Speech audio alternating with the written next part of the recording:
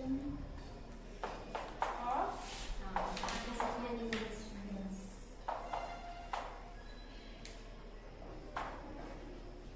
पहले जितना पढ़ा समझ में आ गया सबको? Yes, ma'am. Okay. So now today we will discuss about biosphere reserve. How many types of protected areas are there in India? Tell me. 3. Okay. Om, tell me. कौन से? National Park. Yes. Wildlife resources और biosphere. Yes. Wildlife sanctuary, national park है. हाँ. Biosphere reserve. So wildlife sanctuary कौन से होते हैं बताया था मैंने आपको. Tell me. Those areas where animals are protected from any disturbance to them, they are known as the wildlife sanctuary. Okay. National parks क्या थे? National parks, the area which is reserved for Wildlife. yes, the area which is reserved for wildlife, where they can freely use the habitat and the natural resources. Okay. And the third is biosphere reserve. Now the story is going on, that story of Professor Ahmed. Now what happened? Children along with the Professor Ahmed and Madhavji entered the biosphere reserve area. ठीक है? बच्चों ने and Madhavji they entered the biosphere area. Now Madhavji explained the children about the biosphere reserve. क्या कर रहे थे वो? बच्चों को समझा रहे थे about the biosphere reserve. He told the children that the biosphere reserves are the area which is meant for the conservation of biodiversity. ठीक है? क्या किस लिए बनाए जाते हैं ये area? For conservation of biodiversity. Biodiversity मैंने आपको बताया था. Biodiversity, what is biodiversity? It is refer to the variety of organism which is existing on the earth. Different type of organism exist on the earth na. So biological diversity or biodiversity means it means the variety of living organism which existed on the earth, their interrelationship with each other and with the environment. What is biodiversity? It refers to the variety of organisms living on the earth and their relationship with each other and with the environment. That is called biodiversity. So he explained that these areas are meant for the conservation of biodiversity. Okay. Now biodiversity मैंने आपको बताया, it is the variety of plant, animal, microorganisms, everything which are generally found in that area, that is called biodiversity. Now the biosphere reserve, they help to maintain the biodiversity and the culture of that area. ठीक है? Biosphere reserve किसमें help करते हैं? To maintain the biodiversity and the culture of that particular area, and it may contain all the protected areas. जितने भी protected areas हैं वो biosphere reserves के अंदर आते हैं. So the Panchmari Biosphere Reserve consists of one national park named Satpura and two wildlife sanctuary named Bori and Panchmari. So आप में जो पंचमारी बायोस्फीयर रिजर्व है, मैंने आपको बताया था बायोस्फीयर रिजर्व बहुत ज्यादा एरिया में होते हैं ना. So इस पंचमारी बायोस्फीयर रिजर्व के अंदर ही एक नेशनल पार्क भी है और दो जो है आपके वाइल्ड लाइफ सेंचुरीज भी हैं, लाइक बोरी एंड पंचमारी. समझ में आ गया? Flora and fauna. What do you mean by flora and fauna? Tell me, flora किसे बोलते हैं? Ma'am, yes Liyanshi. the plant and animal found in that area is known as flora And fauna. For plants we use term flora and for animals we use term fauna. ठीक है? So when the children are walking through the biosphere reserve, they appreciate the green wealth of the forest. ठीक है? वो बहुत appreciate कर रहे थे सब कुछ greenery देखकर, and they are very happy to see the tall trees like teak trees and animal inside the forest. बहुत खुश हो रहे थे animals and plants को देखकर. So after that suddenly Paheli finds a rabbit and wants to catch it. Understood? Now she started running behind this rabbit. Okay, वो पीछे भागने लगी. तो प्रोफेसर अहमद ने उसको रोका. He stops her and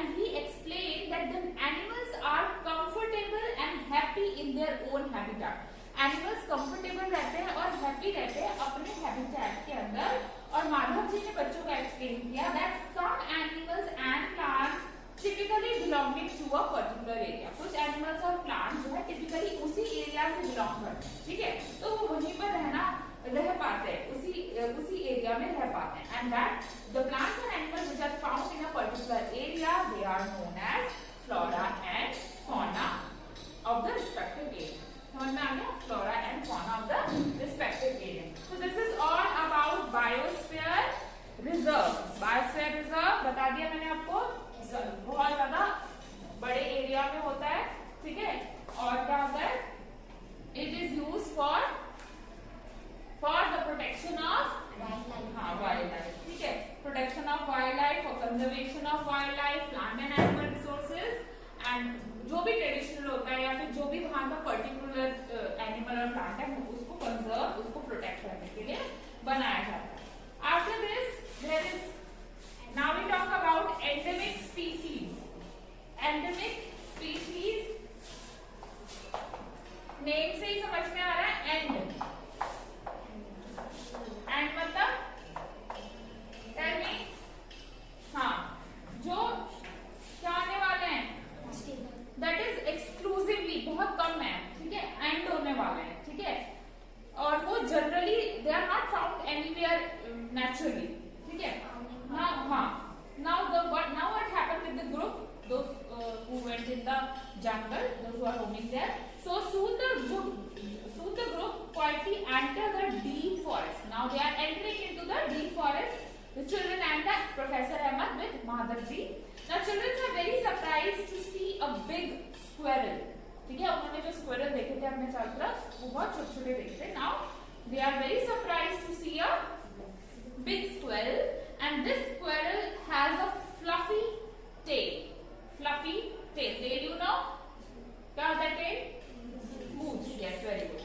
And they are very curious to know about it. क्योंकि इतना बड़ा squirrel उन्होंने देखा नहीं था, and they are very curious to know.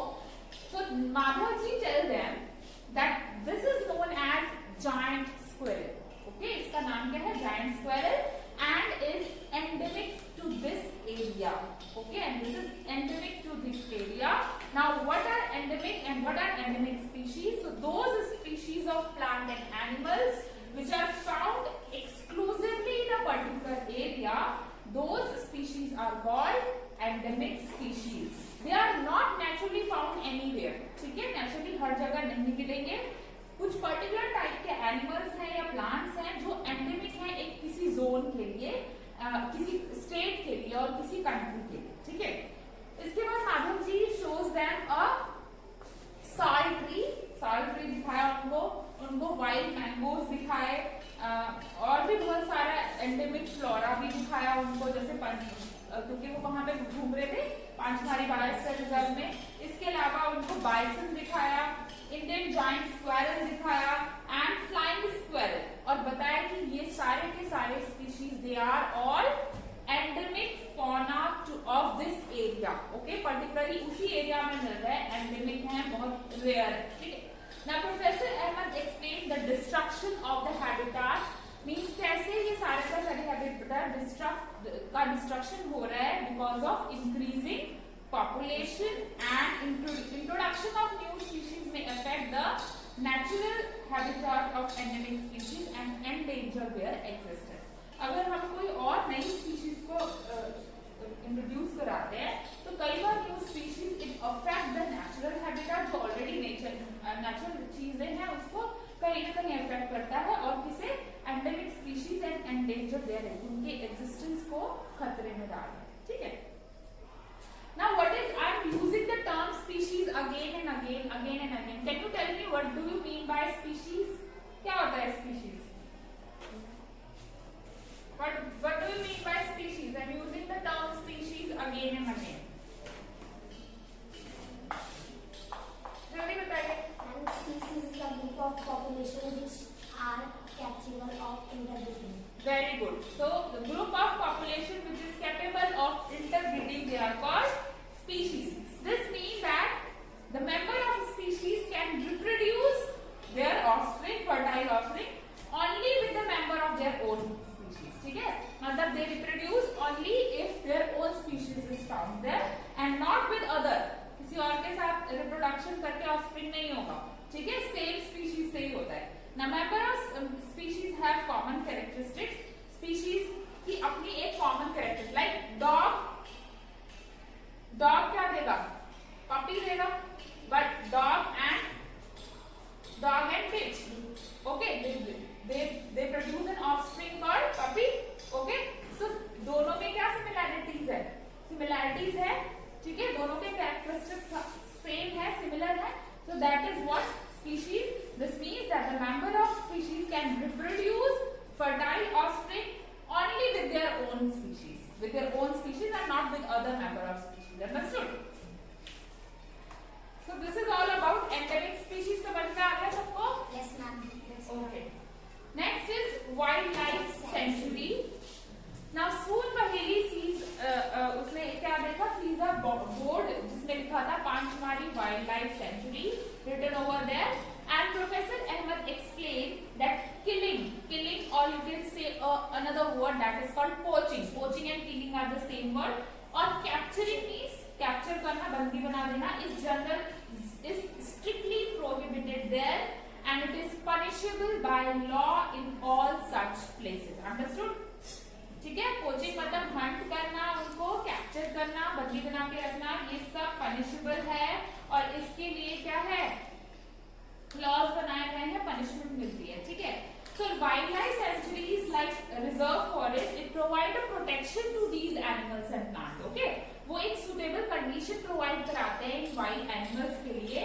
और इसके अलावा जो आपके प्रोफेसर अहमद बच्चों को बताते हैं कि people living in wildlife sanctuary are allowed to do certain activities. जो लोग wildlife sanctuary में रहते हैं, they are allowed to do certain activities such as grazing their livestock, collecting medicinal plant, कुछ medicinal plant वो जो उस अंदर रहते हैं वो लोग कर सकते हैं. वो फायरवुड के लिए लकड़ियां कलेक्ट कर सकते हैं, वो मेडिसिनल प्लांट्स के लिए मेडिसिनल प्लांट्स जो भी कलेक्ट करना वो कर सकते हैं, अपने लाइवस्टॉक का ग्रेजिंग करवा सकते हैं. ठीक है? ये सब उनके लिए अलाउड है. Now it is pity that even protected forests are not safe. बहुत ही दयनीय बात है कि जो प्रोटेक्टेड फॉरेस्ट है वो भी आजकल सेफ नहीं है, क्योंकि जो लोग वहां रहते हैं, people living in that neighbourhood, they encroach upon them and destroy them. Okay? वो क्या करते हैं?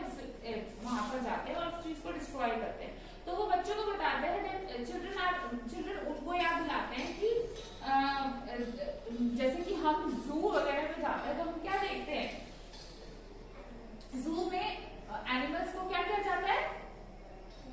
प्रोटेक्ट किया जाता है. ठीक है? लेकिन कहीं ना कहीं हम क्या कर रहे हैं? उनको बांध भी रहे है ना, बांध के रख रहे हैं, उनको फ्रीडम नहीं दे रहे. ठीक है?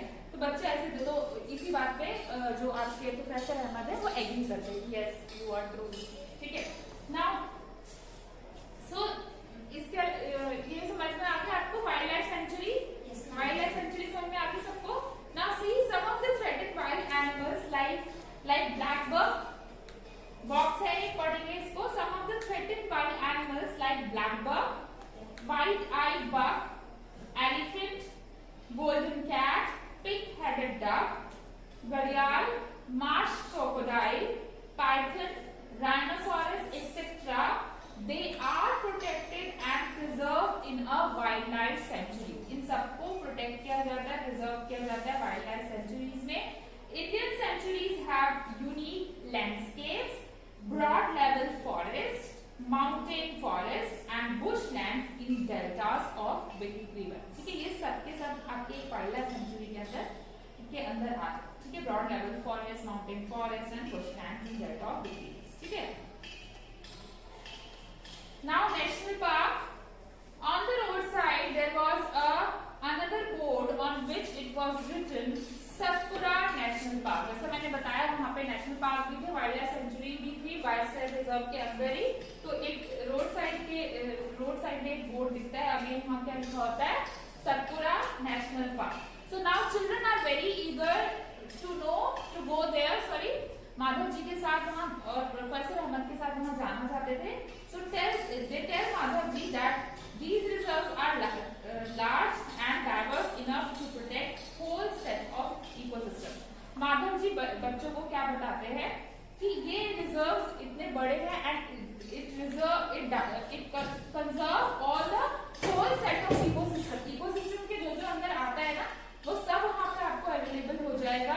ये आपका फ्लोरा भी प्रिजर्व करता है, फौना भी प्रिजर्व करता है, वहां का लैंडस्केप भी प्रिजर्व करता है and the history of that object in that area. और उसकी जो हिस्ट्री रही होगी वो भी प्रिजर्व करता है. ठीक है? Now Satpura National Park जो है is the first reserve forest of India Satpura national park क्या था? फर्स्ट रिजर्व फॉरेस्ट था, और जो एक फाइनेस्ट टीक जो है teak wood, it is found in that forest, and there are more than 100 national park in India. ये सब कौन बता रहा है? माधव जी बता रहे हैं बच्चों को कि there are more than 100 national parks in India to preserve all these things. Understood? Yes, ma'am. Okay. Now as children move ahead, जैसे बच्चे आगे बढ़ते हैं, they see a board of Satpura Tiger Reserve written on it. So Madhav ji told them, explain to the children that Project Tiger was launched, and Project Tiger was launched by the government to protect the tigers. Okay, in that country. Now in the country, now objective of this Project Tiger was to ensure the survival and the maintenance of tiger population. क्योंकि tiger population धीरे धीरे हमारे country में कम होती जा रही है, ठीक है? सो इसके लिए गवर्नमेंट ने क्या लॉन्च किया है? प्रोजेक्ट टाइगर, जहां पे ये इंश्योर किया जाता है for the survival and the maintenance of tiger population. Now tiger is one of the many species which are slowly disappearing. धीरे धीरे दिखना बंद हो रहा है from our forest.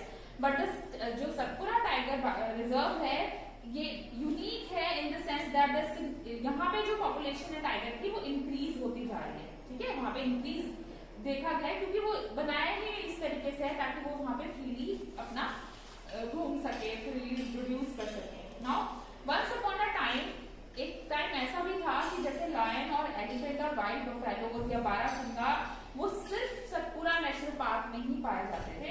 Now animals whose number are diminishing to a level that they might face extinction are known as endangered animals. जो animals ऐसे हैं जो मतलब एक डिमिनिशिंग लेवल की तरफ जा रहे हैं, धीरे धीरे कम होते जा रहे हैं, वो क्या हो सकते हैं? They might extinction फेस कर सकते हैं. मतलब एक टाइम ऐसा आएगा कि उनका एक भी जिंदा ही नहीं रहेगा और उसको हम बोलते हैं endangered animals. जो धीरे धीरे कम हो रहे हैं ना बहुत ज्यादा, उनको क्या बोलेंगे? endangered animal. Now बूझो ने ऐसे एकदम से बोल दिया फिर कि like dinosaurs, okay, which became extinct a long time ago. Okay, now it is extinct. अब तो डायनासोर नहीं दिखते, हम सिर्फ इमेजेस पिक्चर्स में ही देखते हैं, ठीक है?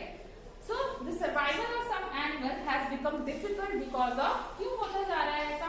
क्यों कोई एनिमल्स एक्सटिंक्शन की तरफ जा रहे हैं? क्यों कोई सब एनिमल्स, बहुत सारे एनिमल्स एंडेंजर्ड स्पीशीज के अंदर आते हैं?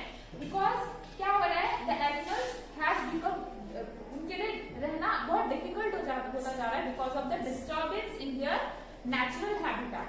ठीक है, कोई किसी के एक एनवायरनमेंट में, घर में डिस्टर्बेंस क्रिएट करेगा तो उसका रहना तो मुश्किल हो जाएगा ना. सो सेम जो एनिमल्स हैं उनके नेचुरल हैबिटेट में डिस्टर्बेंस होने की वजह से क्या हो रहा है? वो एंडेंजर्ड होते जा रहे हैं. तो प्रोफेसर अहमद ने बच्चों को बताया कि इन जानवरों को, प्लांट एंड एनिमल को प्रोटेक्ट करने के लिए there are strict rule and regulation which are imposed in the national parks. So कोई भी ह्यूमन एक्टिविटीज है such as grazing, poaching, hunting, capturing of animals और collection of firewood and all, that is not allowed there. ये सब कुछ भी वहां पे अलाउड नहीं है. माधव जी और बताते हैं बच्चों को कि पहेली को और बच्चों को कि small animals are much more in danger of becoming extinct than a bigger animal. छोटे एनिमल्स को ज्यादा खतरा है as compare to the bigger animals. तो क्या होता है? At times we kill snakes. हम कभी कभी स्नेक्स को मार देते हैं, फ्रॉग्स को, लिजर्ड्स को, बैट्स को, आउल्स को हम रूथलेसली मार देते हैं without realising that their importance in the ecosystem. उनका इंपॉर्टेंस जाने बगैर. So by killing them we are harming ourself. Okay, we are killing the small animals but at the same time we are harming ourself because they might small in size. वो भले ही छोटे हैं but their role in the ecosystem can not be ignored. ठीक है, उनका role ignore नहीं कर सकते. वो एक फूड चेन का पार्ट है. Okay, so if you are disturbing them तो आप एक पूरे फूड चेन को क्या कर रहे हो? डिस्टर्ब कर रहे हो. और हर एक फूड चेन दूसरे फूड चेन से कनेक्ट है, that is called a food web. ठीक है, सो इकोसिस्टम को ही आप अफेक्ट कर रहे हो. So an ecosystem is made up of plant, animal, micro organism in an area, not living things, also the non-living thing component like climate, soil, river, deltas, etc. Understood? Yes, ma'am. समझ में आ गया सबको ये? Now red data book, what is red data book? आपका red data book क्या है, ध्यान से देखेंगे। Red data book, red colour हम किससे यूज करते हैं? हाँ, फॉर डेंजर के लिए रेड डाटा बुक देखेंगे। Professor Ahmed red data book के बारे में एक्सप्लेन करते हैं to the children. He tells them that red data book is the source book which keep a record of all the endangered animals. जैसे मैंने बताया red danger के लिए है, so and ये क्या रिकॉर्ड कर रखता है? All the endangered animals and plants. Okay, so red data book is maintained internationally by an organization. ठीक है, ये इंटरनेशनली मैनेज किया जाता है, मेंटेन किया जाता है, एंड इंडिया भी मेंटेन करती है that data book for plants and animal which is found in India, जो कि एंडेंजर्ड है। ठीक है, now the last topic is migration. Migration आपने एसएसटी में पढ़ा होगा। क्या होता है migration? Yes, very good. Now what happened, continuing with the story. अब बच्चे और Madhav ji and professor Ahmad they go deep into the forest, ठीक है, and they sit near the Tawa reservoir. एक रिजर्वॉयर था, इसका नाम तवा था। वहां पे बैठते हैं, रिलैक्स करते हैं कुछ टाइम के लिए, एंड फिर वहां पे पहेली क्या ऑब्जर्व करती है? Some of the birds near the river. ठीक है, कुछ बर्ड्स को देखती है। तो उन बर्ड्स को देखने के बाद माधव जी बच्चों को बताते हैं कि these are the migratory birds. ये बर्ड्स कौन सी है? माइग्रेटरी बर्ड्स हैं। These birds have flown here from other parts of the world. वो कहीं और से, किसी और पार्ट से यहाँ पे आए हैं। So migratory birds they fly to a far away area every year during a particular time. किसी पर्टिकुलर टाइम पे वो एक जगह से दूसरी जगह जाते हैं। क्यों जाते हैं? Because of climatic changes. ठीक है, जो भी क्लाइमेटिक चेंजेस होते हैं इसकी वजह से जाते हैं। They fly, they lay eggs as the weather in the natural habitat become very cold. कई बार जहाँ वो रह रहे होते हैं एट अ टाइम, उस टाइम पे तो अच्छा एनवायरमेंट होगा, कुछ टाइम बाद बहुत ज्यादा ठंड होने लग गई या बहुत ज्यादा गर्मी होने लग गई, तो वो वहां से माइग्रेट कर जाते हैं किसी और पार्ट में। ठीक है, क्योंकि वो कंडीशन अब उनके लिए हॉस्पिटेबल नहीं है, अच्छी नहीं है, तो वो दूसरे पार्ट में चले जाते हैं। So birds who cover long distance to reach another land and they are known as migratory birds. ठीक है, उनको क्या बोलते हैं? माइग्रेटरी बर्ड्स को। समझ में आ गया सबको? एट लास्ट बच्चे, प्रोफेसर अहमद बच्चों को ये भी बताते हैं कि उनको ये बताते हैं कि डिफॉरेस्टेशन बढ़ता जा रहा है, कि जंगल जो है ये खत्म होते जा रहे हैं, और वो बच्चों को बताते हैं that take 70 full grown trees को काटा जाता है 1 टन पेपर बनाने के लिए। सो बच्चों को समझाते हैं कि you have to save paper. Professor Ahmed tells them that the paper can be recycled. Paper recycle हो सकता है, तो लेकिन रिसाइकल हो कितनी बार हो सकता है? Only 5 to 7 time. इससे ज्यादा वो रिसाइकिल भी नहीं होगा। So if each student save at least 1 sheet of paper in a day, we can save many trees in a year. ठीक है, अगर एक बच्चा भी सिर्फ एक पेपर भी बचाए तो हम बहुत सारे पेड़ों को साल भर में बचा सकते हैं। तो we should save, reuse the paper and recycle it. Okay, this you also have to do. Okay, by this way we not only save trees but also save energy, we save water needed for manufacturing paper and everything. So moreover, the amount of harmful chemicals which is used in paper making, they are also be reduced. ठीक है, so हमें क्या करना चाहिए? We have to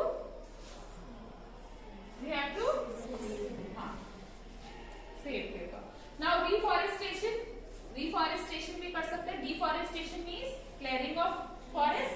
Reforestation मतलब plant the trees. Now Professor Ahmad suggests children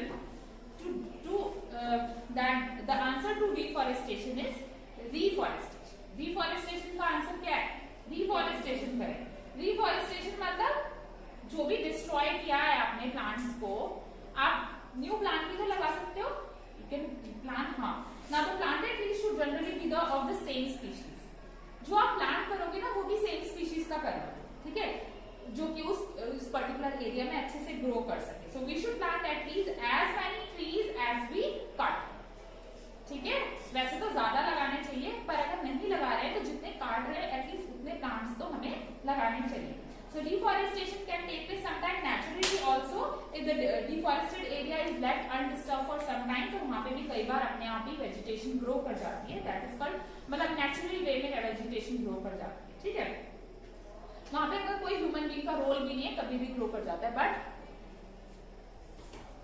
so we have already caused tremendous damage to our forest, क्योंकि हम अपने फॉरेस्ट को ऑलरेडी बहुत ज्यादा डैमेज कर चुके हैं. एंड अगर हम चाहते हैं कि ये फ्यूचर में भी ग्रीन रहे for future generation, so plantation of more trees is required and is the only option also. ठीक है, एक ही ऑप्शन है. प्रोफेसर अहमद बच्चों को और बताते हैं कि इंडिया में we have the forest conservation act. हमारे इंडिया में फॉरेस्ट कंजर्वेशन एक्ट है. ये एक्ट क्या एम करती है? For the preservation and conservation of natural forest and meeting the basic needs of the people living in that area which is near to the forest. ठीक है, अगर मान लीजिए जो फॉरेस्ट पे डिपेंडेंट हैं लोग, उनकी बेसिक नीड्स को पूरा करवाया जाएगा तो वो फिर तो नहीं हार्म करेंगे ना फॉरेस्ट को. तो ये सब करते हैं. And after taking some rest Madhav ji ने बच्चों से पूछा, बच्चों से बोला एक्चुअली कि अब वापस चलते हैं because it is not advisable to stay in the jungle after sunset. Sunset के बाद वहां रुकना खतरे से खाली नहीं है. So on getting back professor Ahmad and the children thanks Madhav ji for guiding them through the exciting experience. जो भी उन्होंने एक्सपीरियंस किया था उसको अच्छा बनाने के लिए और सब कुछ समझाने के लिए, सब चीजों के बारे में बताने के लिए प्रोफेसर अहमद ने और बच्चों ने माधव जी को थैंक्स किया. कौन था Madhav ji? Yes, very good. Forest officer था जो वहां पे काम करता था. ठीक है, नाउ